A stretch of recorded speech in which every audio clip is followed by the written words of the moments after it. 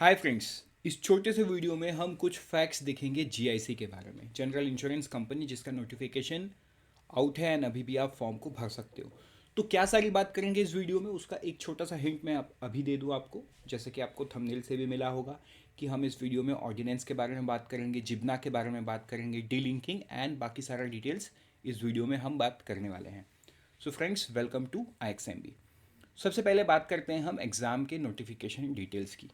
तो देखो, ये जो एग्ज़ाम है आप 12/1/2024 तक भर सकते हो।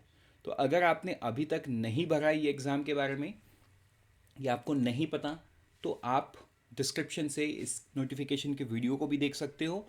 और मैं आपको यहीं पे बता दूँ एग्ज़ाम में किस तरीके का पैटर्न आने वाला है। तो इसमें पार्ट ए, पार्ट बी और पार्ट सी रहेगा। Part B and part C would be very similar to the other banking exam that you also preparing for. लेकिन पार्ट ए यहाँ पे is little tricky. Little tricky का मतलब देखो, एक तो 40 मार्क का है, मतलब एक डोमिनेटिंग पार्ट है, राइट। सबसे ज़्यादा वेटेज पार्ट ए को ही है। एंड पार्ट ए में high order reasoning ability, critical thinking के बारे में आया है।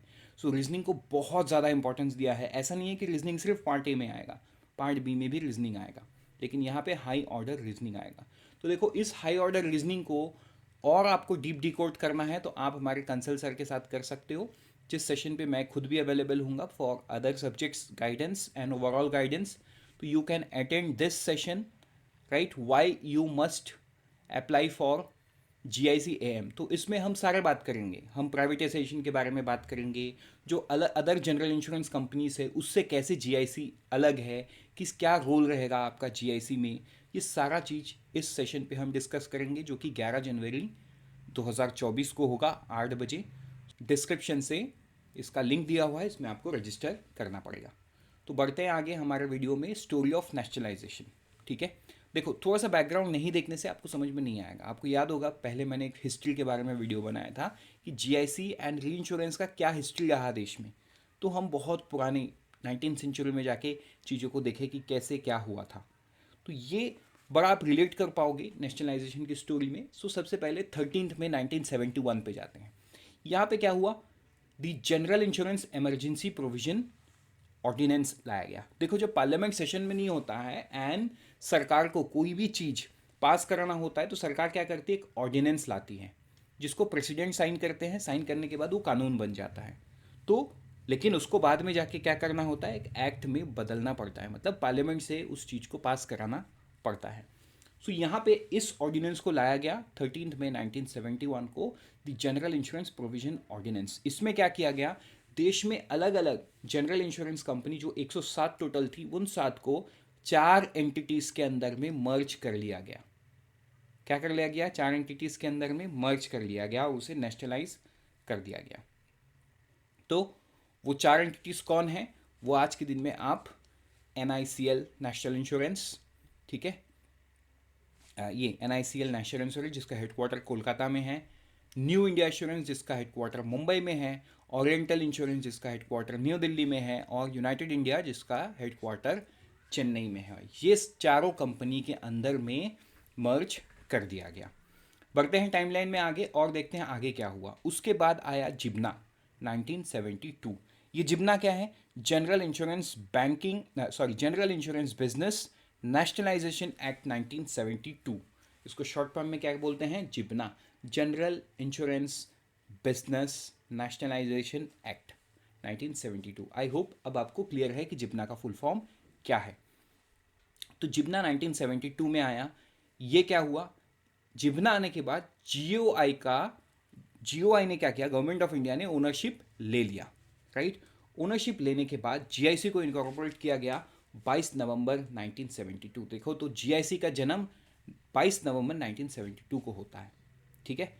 गवर्नमेंट ऑफ इंडिया ने ओनरशिप लेके GIC को इनकॉर्पोरेट कर दिया, तो ये GIC बन गया। लेकिन देखो, GIC-RE, अभी मैंने सिर्फ GIC बताया, लेकिन 1972 में ये RE GIC के साथ नहीं था। ये RE का एक अलग कहानी है, उस कहानी को हम आगे वाले स्लाइड में देखेंगे कि ये नाम में RE कहाँ से आया। तो देखते हैं जर्नी अहेड। पहले चेयरमैन बनते हैं GIC के, कौन, A राजगोपालन, ठीक है। 2 मैनेजिंग डायरेक्टर के साथ वो चेयरमैन बनते हैं। फिर 1 जनवरी 1973 को क्या होता है, 1 जनवरी 1973 को गवर्नमेंट ऑफ इंडिया नोटिफाई करती है कि जीआईसी नोटिफाइड एज री इंश्योरर। जीआईसी को री इंश्योरेंस बिजनेस के लिए नोटिफाई कर दिया जाता है under insurance act 1938 section 101A। Right, ये आपको याद रखना होगा। इसके बाद टाइमलाइन में आगे हैं कि नवंबर 2000 में GIC was reborn as the pure insurance company as it was notified as Indian reinsurer under the Insurance Act। इसके बाद हम बात करेंगे 21 मार्च 2003 की, जहाँ पे 4 सब्सिडरी कंपनी जो है, जो हमने पहले देखा था, उस 4 सब्सिडरी को डीलिंग कर दिया गया जीआईसी से बाय मिनिस्ट्री ऑफ फाइनेंस। मतलब मिनिस्ट्री ऑफ फाइनेंस ने एक नोटिफिकेशन निकाल के उसको डीलिंग कर दिया। तो ये जो डीलिंकिंग हुआ, उस डीलिंकिंग के बाद जीआईसी का रीब्रांडिंग हुआ एस जीआईसी आरई, मतलब जनरल इंश्योरेंस कंपनी री इंश्योरर। राइट, ये एक री इंश्योरेंस कंपनी बन के रह गई है। लेकिन अगर आप बात करोगे कि री इंश्योरेंस में ये कम कितना बड़ा है, तो ये दुनिया के रैंकिंग में आता है, इतना बड़ा कंपनी है। राइट, तो मिलते हैं किसी दूसरे वीडियो में। Till then, thank you and all the best. But before I say goodbye, let me remind you कि GIC RE assistant manager scale 1 का जो नोटिफिकेशन के बारे में हमने बात किया, उसके रिगार्डिंग जो भी डिटेल्स आपको जानना है, वो सारा आप स्टडी प्लान में जान सकते हो। लाइव क्लास शेड्यूल के बारे में, मॉक टेस्ट के बारे में, वैकेंसीज के बारे में, सर्विस कंडीशंस के बारे में, राइट, एग्ज़ाम पैटर्न के बारे में, सारा चीज़ दिया हुआ है। Everything is there in the study plan. So मिलते हैं किसी दूसरे वीडियो में। Till then always remember, we help you prepare 50% faster.